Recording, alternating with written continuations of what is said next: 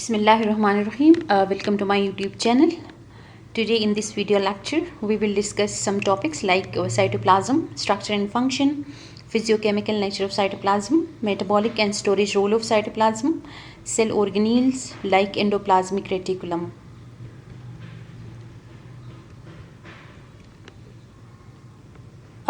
जो सेल होता है उसका जो एक लिविंग मैटर होता है जिसको हम प्रोटोप्लाज्म कहते हैं. Protoplasm living matter of cell, किसी भी सेल की जो लिविंग मैटर होती है उसको हम प्रोटोप्लाज्म कहते हैं. अब जो इन केस ऑफ यूकैरियोट्स हैं, इस प्रोटोप्लाज्म को डिवाइड किया गया है into nucleus and cytoplasm.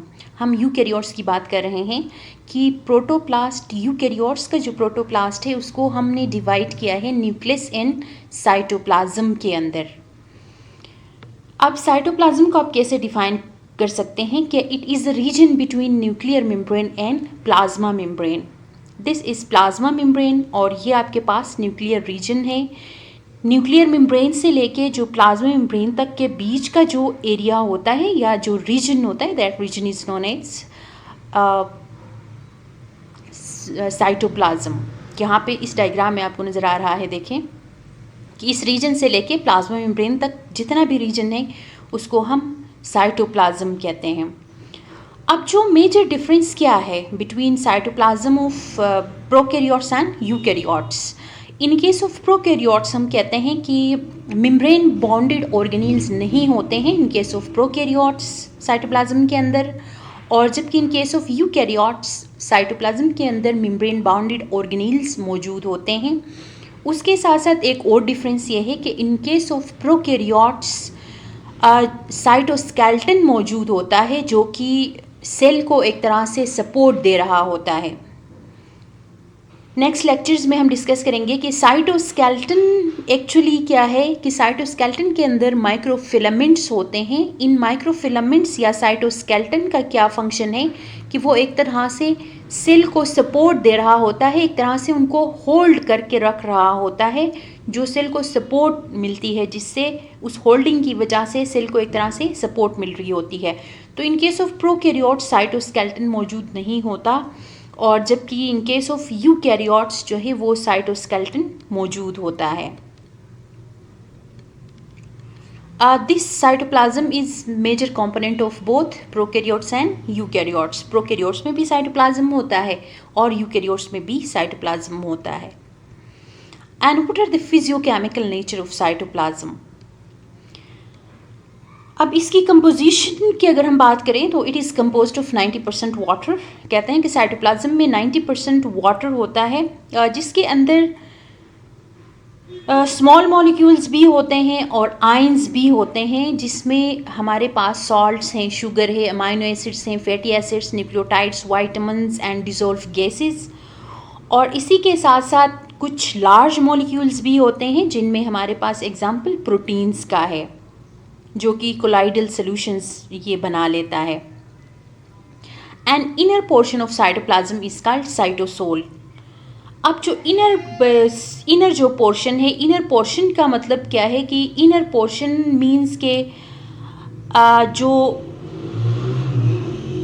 Towards nucleus का जो रीजन होता है साइटोप्लाज्म का, न्यूक्लियस की तरफ का जो रीजन होता है, दैट इज़ लेस विस्कस, जिसको हम साइटोसोल कहते हैं. विस्कोसिटी इसकी कम होती है. जबकि टुवर्ड्स प्लाज्मा मेम्ब्रेन का जो रीजन होता है, जिसको हम पेरिफेरल पार्ट भी कहते हैं, and that peripheral part of cytoplasm is called cytogel, और ये ज़्यादा विस्कस होता है. आई एम रिपीटिंग अगेन कि टुवर्ड्स न्यूक्लियर मेम्ब्रेन ये लेस विस्कस होता है, जिसको हम साइटोसोल कहते हैं, और जबकि टुवर्ड्स प्लाज्मा मेम्ब्रेन बाहर की तरफ का जो रीजन होता है, दैट इज़ मोर विस्कस, जो कि जेल लाइक मटेरियल होता है उसके अंदर. That's why it is known as cytogel, जिसकी वजह से इसको हम साइटोजेल कहते हैं. अब जो साइटोप्लाज्म के अंदर सर्कुलेटिंग स्ट्रीमिंग मूवमेंट होती है, जिस मूवमेंट को हम कहते हैं साइक्लोसिस. सर्कुलर जो स्ट्रीमिंग मूवमेंट होती है, स्ट्रीमिंग मूवमेंट का मतलब ये है कि ऑब्वियसली इसके अंदर जो जेली लाइक मटेरियल है वो स्लोली जो है वो एक तरह से मूव कर रहा होता है, सर्कुलरली उसकी एक मूवमेंट होती है, and that movement is known as cyclosis. इस मूवमेंट को हम साइक्लोसिस कहते हैं। And then we have metabolic and storage role of cytoplasm.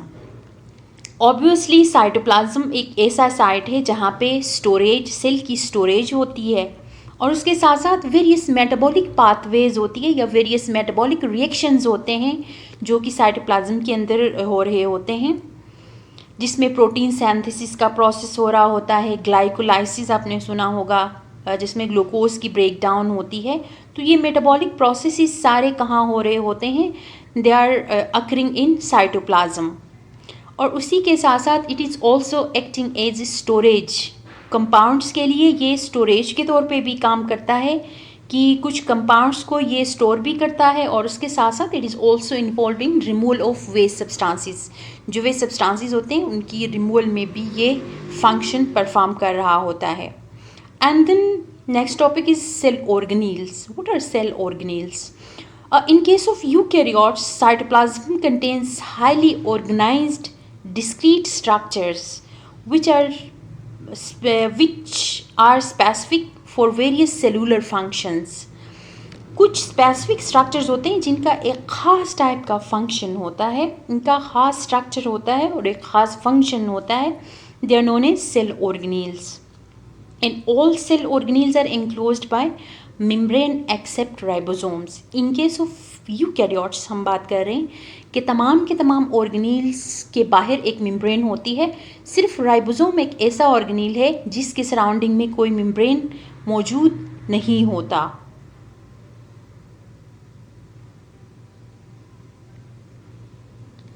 And first organelle we are going to discuss is endoplasmic reticulum. Endoplasmic reticulum भी एक organelle है जिसका आपने नाम सुना होगा, और डायग्राम में आपको नज़र आ रहा है, देखें कि this is interconnecting network of cisternae, जो एक सेक लाइक स्ट्रक्चर्स, ये देखें एक फोल्डिंग्स आपको नज़र आ रहे हैं, ये एक सेक बना रहे हैं जैसा कि एक थैला है। ये एक मेम्ब्रेन को जब आप फोल्ड करते हैं, या सिंपल आप एग्जांपल ले लें, किसी पेपर को अगर आप फोल्ड करते हैं तो उसमें आपको इस तरह के फोल्डिंग्स बनते हैं। तो एक मेम्ब्रेन की अगर फोल्डिंग होती है तो इस तरह की एक स्ट्रक्चर बन जाती है। मेम्ब्रेन की फोल्डिंग की वजह से एक तरह से जो है ये सेक्स बनते हैं, थैला नुमा एक स्ट्रक्चर बनता है, and this whole structure is known as endoplasmic reticulum, जो कि इंटरकनेक्टिंग नेटवर्क ऑफ सिस्टर्निया है। And we have two types of endoplasmic reticulum, जिसमें हम एक को कहते हैं कि स्मूथ एंडोप्लाज्मिक रेटिकुलम, और दूसरा हमारे पास होता है रफ एंडोप्लाज्मिक रेटिकुलम। अब यूकैरियोट्स के अंदर दोनों टाइप्स के पाए जाते हैं।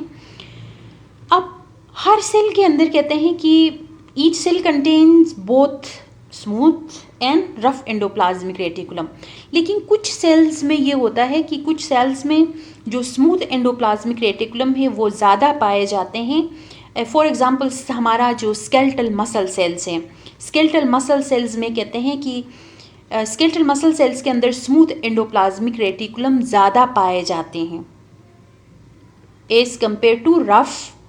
जो हमारे स्केलेटल सेल्स होते हैं उनके अंदर स्मूथ एंडोप्लाज्मिक रेटिकुलम की नंबर ज़्यादा होती है, they are present in abundant, और उनको हम कहते हैं सार्कोप्लाज्मिक रेटिकुलम।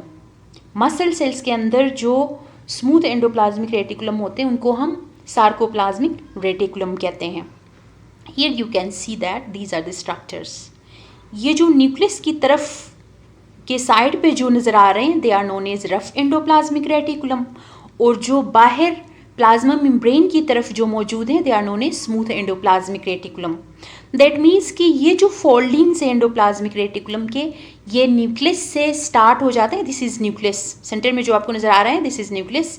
न्यूक्लियस से ये फोल्डिंग स्टार्ट हो जाते हैं और बाहर साइटोप्लाज्म प्लाज्मा मेम्ब्रेन है वहाँ तक ये फैले हुए होते हैं। तो प्लाज्मा मेम्ब्रेन की तरफ जो फोल्डिंग्स होते हैं या एंडोप्लाज्मिक रेटिकुलम अरेंज हुए होते हैं they are known as smooth endoplasmic reticulum, और जबकि न्यूक्लियस की तरफ जो फैले हुए होते हैं जो फोल्डिंग्स होते हैं they are known as rough endoplasmic reticulum. What are rough endoplasmic reticulum? Rough endoplasmic reticulum जब आप इलेक्ट्रॉन माइक्रोस्कोप के थ्रू देखते हैं तो ये आपको रफ नज़र आते हैं due to presence of ribosomes on their surface. अब ये जो रफ एंडोप्लाज्मिक रेटिकुलम है इसके सरफेस पे आपको डॉट डॉट स्ट्रक्चर्स नज़र आ रहे हैं and these dots are actually ribosomes. ये राइबोसोम्स जो है रफ एंडोप्लाज्मिक रेटिकुलम के सरफेस पे मौजूद हैं। बाहर की तरफ ये हमें नज़र आ रहे हैं, दैट मीन्स कि प्लाज्मा मेम्ब्रेन की तरफ हमें नज़र आ रहे हैं, उसके सरफेस के ऊपर ये मौजूद हैं, इसलिए ये हमें अंडर इलेक्ट्रॉन माइक्रोस्कोप ये हमें रफ नज़र आते हैं।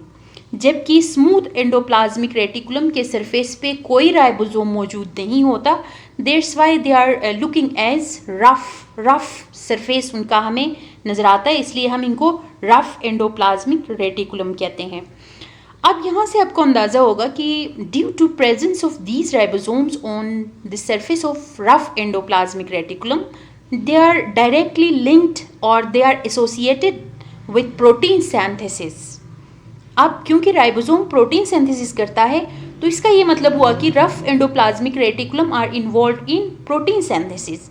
अब जो मेजर फंक्शन होता है रफ एंडोप्लाज्मिक रेटिकुलम का वो प्रोटीन सिंथेसिस करना होता है, प्रोटीन की सिंथेसिस में ये इन्वॉल्व होते हैं। अब कहते हैं कि ये जो राइबोसोम्स है इनकी मौजूदगी की वजह से, इनके सरफेस पे इनकी मौजूदगी की वजह से एक तरह से इनको जो है वो सपोर्ट भी मिल रहा होता है, सेल को एक तरह से सपोर्ट भी मिल रहा होता है ये एंडोप्लाज्मिक रेटिकुलम के सरफेस पे राइबोसोम्स की मौजूदगी की वजह से। And what are major functions of smooth endoplasmic reticulum. अब जो स्मूथ एंडोप्लाज्मिक रेटिकुलम है इनका मेजर फंक्शन होता है they are involve in metabolism of carbohydrates. Carbohydrates को ये मेटाबोलाइज करता है, उसके साथ साथ ड्रग्स की डिटॉक्सिफिकेशन भी ये करता है and synthesis of lipids, oils, phospholipids, steroids वगैरह की जो है वो सिंथेसिस में भी इनका बहुत बड़ा रोल है।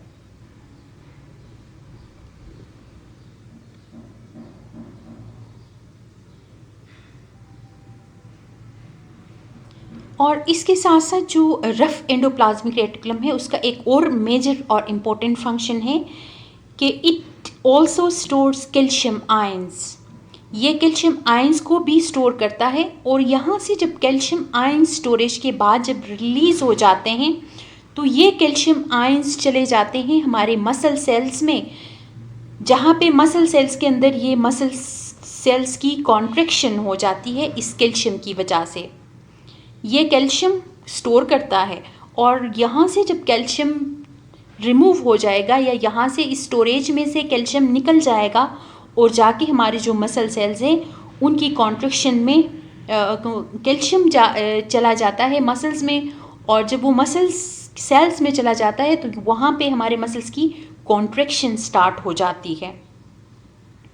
उसके साथ साथ एक और इसका मेजर फंक्शन है कि वो प्रोटीन्स जो रफ एंडोप्लाज्मिक रेटिकुलम के ऊपर राइबोसोम्स ने जो सिंथेसाइज किए हैं उनको ये ट्रांसपोर्ट भी करता है, उनकी ट्रांसपोर्ट टू गोल्जी कॉम्प्लेक्स, इसके अंदर भी इसका बड़ा रोल होता है। जो ही राइबोसोम्स प्रोटीन्स की सिंथेसिस करेगा तो ये रफ एंडोप्लाज्मिक रेटिकुलम वहाँ से प्रोटीन को ट्रांसपोर्ट करेगा गोल्जी कॉम्प्लेक्स तक और फिर वहाँ से फिर वो अपना जो टारगेट है जहाँ पे उसने जाना है वहाँ पे फिर वहाँ से वो प्रोटीन मूव करेगा टुवर्ड्स टारगेट जहाँ पे उसने कोई स्पेसिफिक फंक्शन करना है। तो ये प्रोटीन्स की ट्रांसपोर्ट में भी हेल्प करता है और उसके साथ साथ ओवरऑल इससे एक तरह से सेल को मैकेनिकल सपोर्ट भी मिल रहा होता है। Thank you so much for watching my video.